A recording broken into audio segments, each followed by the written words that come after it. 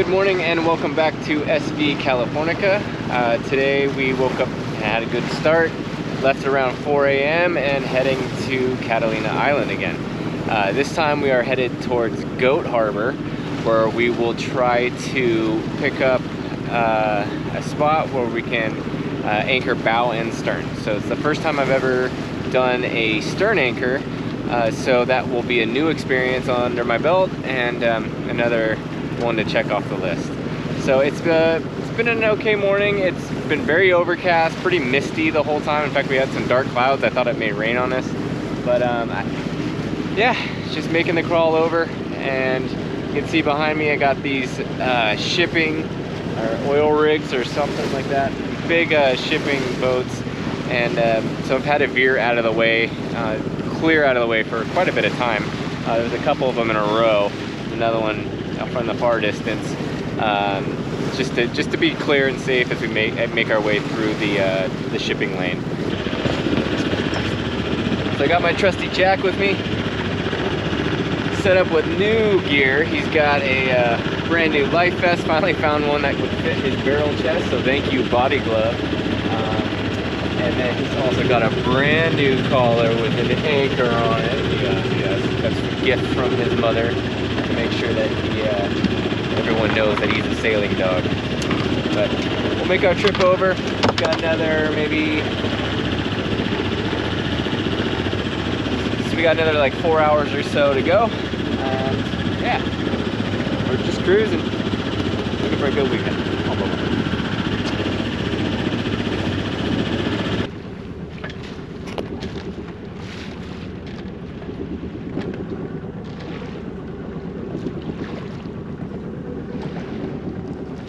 Very cool. So yeah, those were two what are called sunfish, also known as Mola Mola. That's not just a Hawaiian name or anything else like that, but what it actually is the genus and species Mola Mola. And they're a really interesting fish. They're like this. They have a fin on the top and bottom, and a huge face, and no real tail. And so many people call in and say, hey, we think there's some baby whales or something that are really not doing well or misformed or something. But what they're called is an actual sunfish. So they kind of flop around. They can get huge, thousands of pounds, hundreds, I don't know. It's a fisher's tale, so maybe thousands. Really cool find.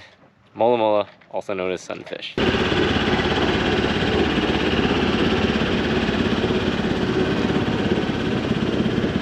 We're going to anchor at Goat Harbor, and most likely I think we're going to do bow and stern. So I have all my stern ground tackles laid out, and I recently did an eye splice with a thimble, rope to chain, and I realized that the shackle I needed to do some mousing right now, so that way that pin doesn't come loose, and sleep safely.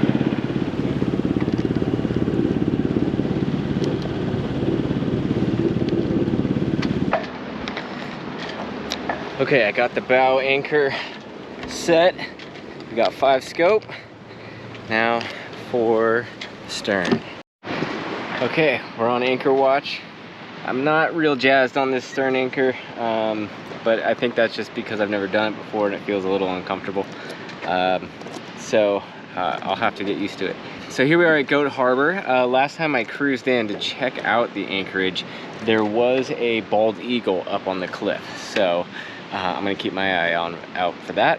But what's really cool is that this harbor, Goat Harbor, just goes way back into a canyon, a little bit wider than we were last time at Willow Cove. So already I can see some toyons and cherries and even some other plants up on the cliff that we haven't seen before in our exploration. I'm real stoked, real excited for this one.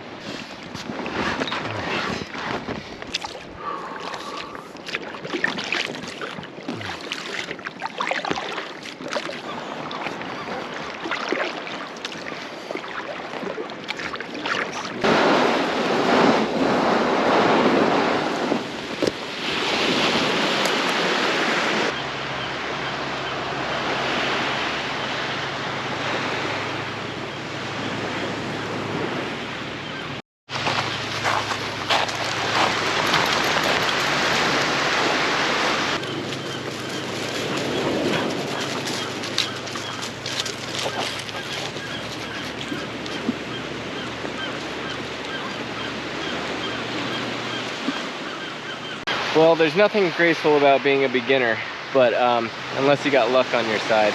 So that was the least graceful attempt at trying to do bow and stern. First time ever here, and we're doing it here at Goat Harbor. At first I set and I could not get the stern anchor to really catch. I couldn't really get the stern anchor to set, so I couldn't get the scope I wanted with the stern anchor. So I had to retry, which meant hauling everything back up. And I don't have a windlass, manual, electric, anything. So it's all just muscle power. And I pulled everything up, I tried again, and I failed again. So I tried again with the method that Mark suggested, because I don't trust doing it with the kayak. I can puncture the kayak, the chain rubbing against the kayak. It's just, it wasn't smooth. I don't have it dialed down yet. I tried again and just came in as close as I could and dropped the anchor, stern anchor, really close, put out a lot of scope, set my bow anchor where I wanted it, and then I did settle in like Mark Houston suggested. So I'm right now actually a little bit closer. I'm about 25 feet. I have 5 scope on both bow and stern, and we are rocking and rolling, ready to go. So I'm stoked. It feels like it's like on a mooring, and yeah, there's Californica in the background just holding steady. Jack's stretching his legs, exploring new territory, and we are gonna come and check out all these plants. But we're gonna check out this anchorage, and yeah, have a good night. Tomorrow we'll kind of, and then tomorrow we'll come in and do a hike of the place.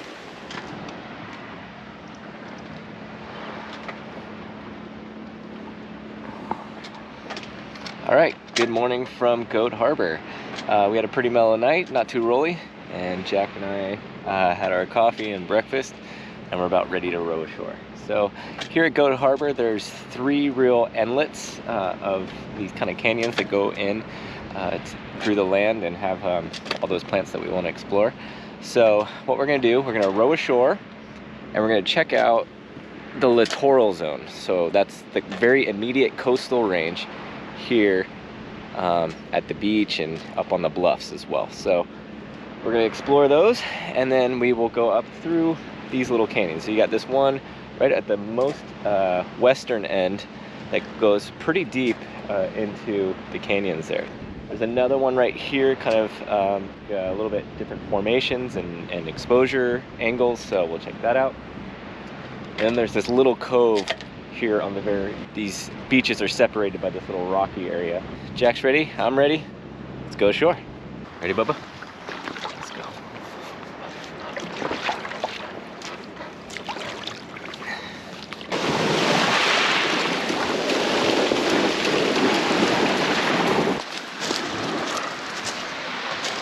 All right, Jack and I have made it safely ashore.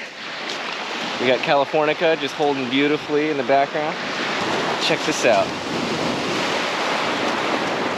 Really cool, really cool. So, looks like this boat is run aground. It's now a permanent feature here at Goat Harbor.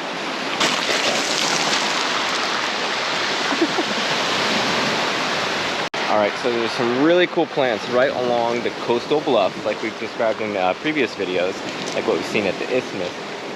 But you have a lot of plants that have to survive on these salty spray, real dry environments too on the cliff face.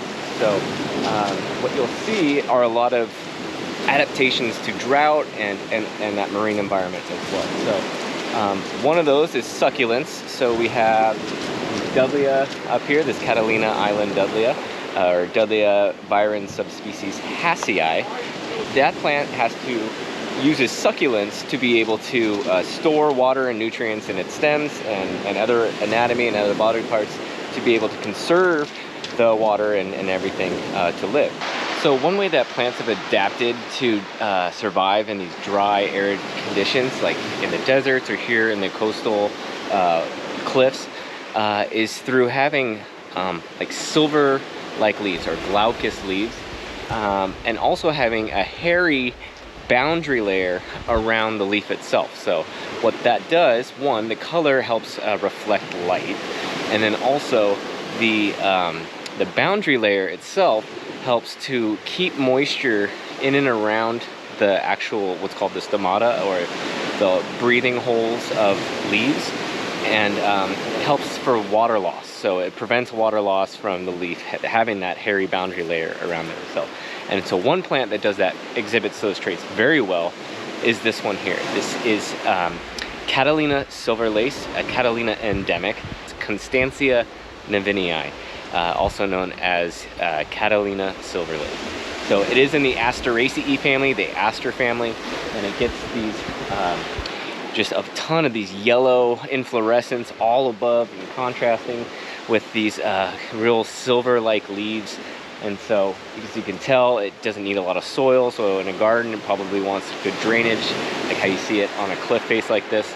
Lots of bright yellow flowers, and these silver-like leaves are really great for like kind of moonlit gardens. They kind of show at night.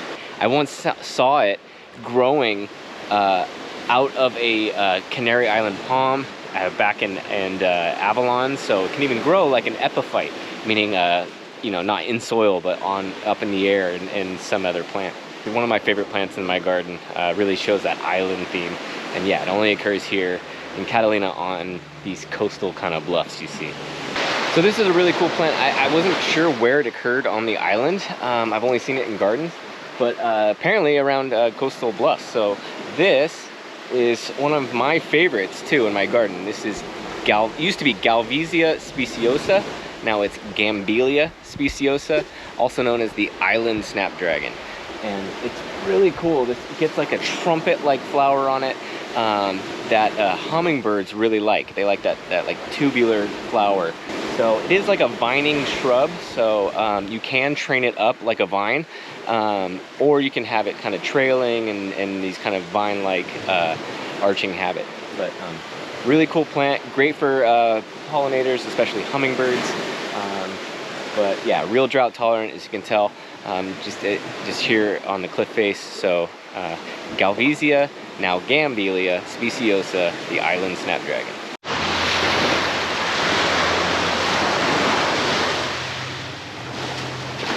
These rock formations are just incredible.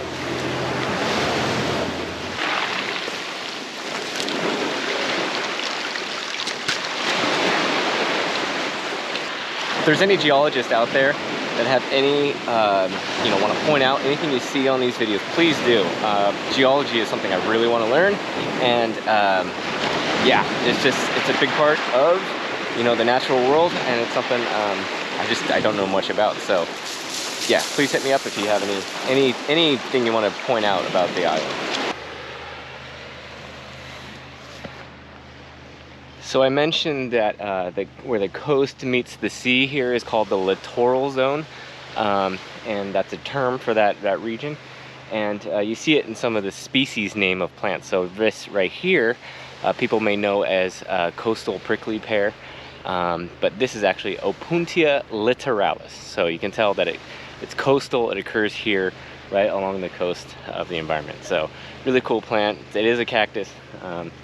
And right now it's in fruit, so this is an edible fruit if you can get past the glochids, or the small hairs and spines.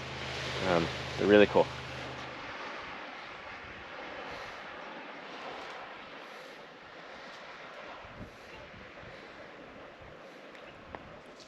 As we hiked up a bit further, the plant community changes quite a bit, and so behind me there's two plants that are really indicative of freshwater. And it's this Typha, also known as cattails. You'll know those by their corn dogs type fruit that they have on them. And then also this Juncus here. I believe this is Juncus effusus, or possibly xiphoides, but I think it's effusus. These are rushes. So both of these are plants indicative of freshwater, either riparian or freshwater marshes. But you'll know that there's actually saturation of fresh water in the soil here.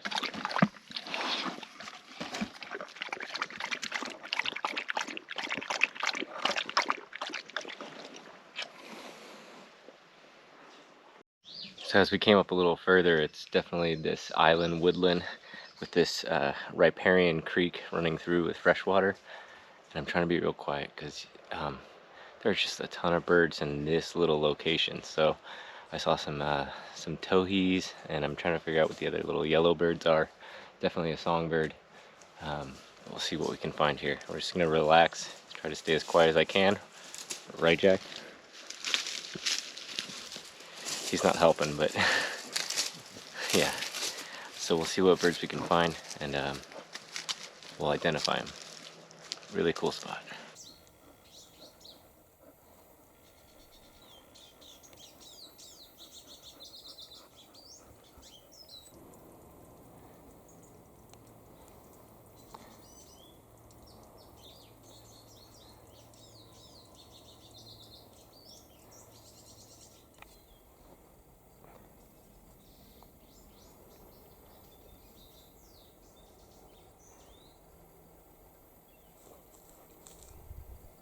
So I guess we crashed the party and scared off the birds. I did hear what I think was a hawk, not an eagle, that came through. So it's possible that that scared him off, or it was the combination of a plant nerd and his dorky dog, and then a hawk as well. Who knows? But yeah, it was beautiful sounding through here. There was songbirds.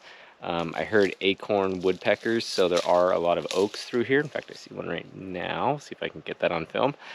So there's oaks. There's island oaks here called Quercus pacifica, and that provides a lot of habitat for these acorn woodpeckers.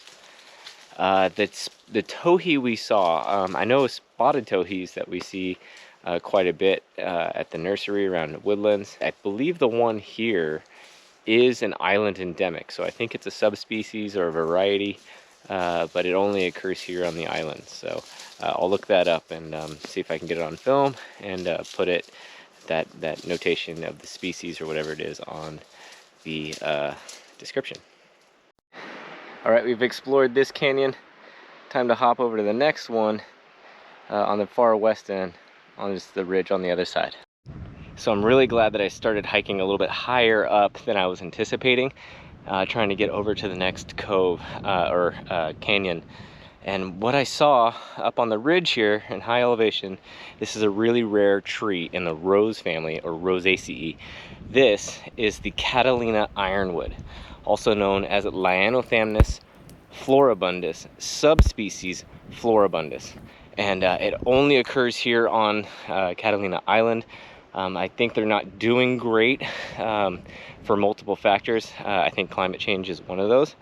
And yeah, this is a really rare tree that only occurs here on Catalina Island. So it puts on a huge display of multiple bunches of these big, large flower blooms, and they're called, that's why the species is called floribundus, abundant in flowers. And so I really love this tree. It puts on a real attractive bark and mulch, and it has a straight leaf. I've had it in my yard before, and it has almost like a fragrance better here on the island with this subspecies floribundus. Yeah, it's kind of like a buttery kind of smell. I really love it. This is the dream, sitting on this rock cliff. Goes quite far down, hanging out with these awesome old ironwood, a grove of Catalina Ironwoods, looking at our boat, Californica, safely anchored down below. I think I wore Jack out. It's passed out on my backpack.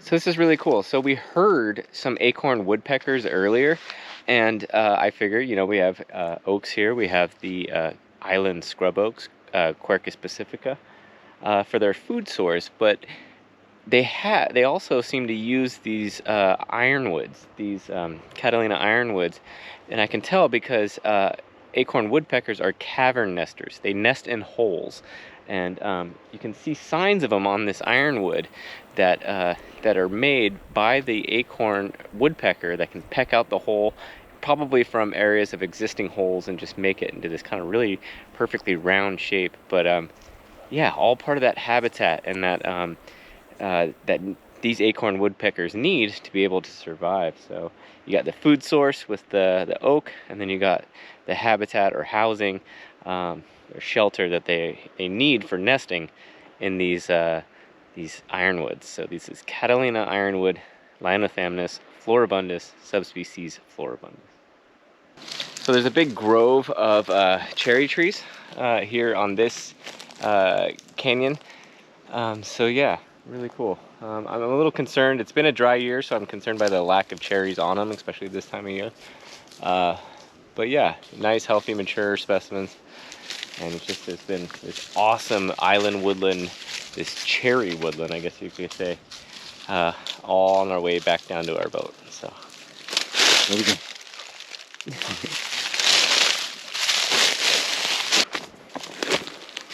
Are you gonna do it? Big jump? Ah, big jump. Good boy. Go on.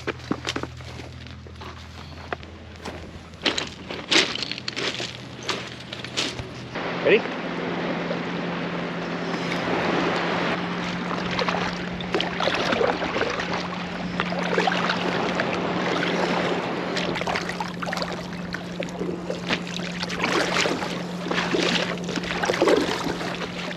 I want to thank you all for joining us.